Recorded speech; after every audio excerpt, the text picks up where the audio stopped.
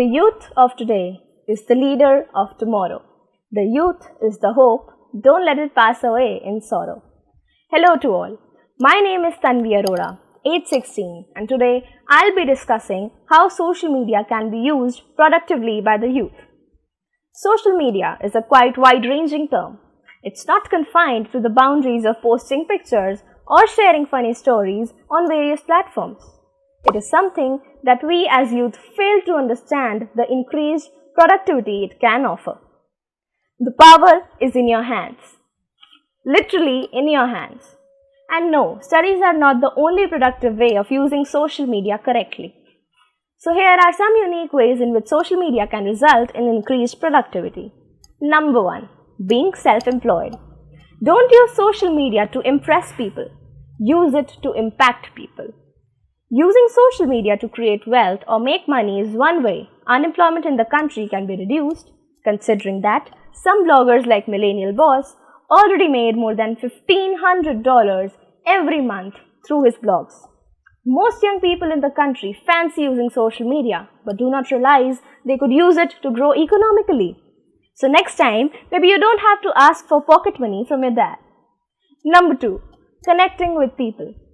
Now, it would be nothing new if I say that social media helps you connect with your relatives and friends, but in times like these, social media really does help connect. Not only with your relatives or friends, but also with the people who are unable to go to their offices.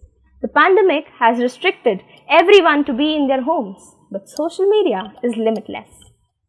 We are able to go to school, people are attending offices without being physically present. It ensures that the growth of the country does not terminate, and thus we know that we are on the right path. Last but not the least, self-confidence and public speaking.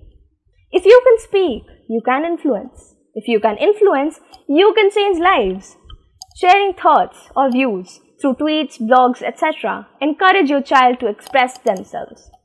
Often, children are shy to voice their opinions in front of others, but they may not feel that way on social media. Right now, I'm speaking for Bloom Talks GIT 4.0, which means at least I can think of myself using social media productively. Social media is a rapidly evolving platform. As a tool, it is a double-edged sword. While it has many benefits, it can also influence youngsters in unhealthy ways. Social media is now a part of our society, and it's unlikely to go away anytime soon. The pace of change is accelerating. In the end, I would like to quote that we don't have a choice whether we do social media. The question is how well we do it.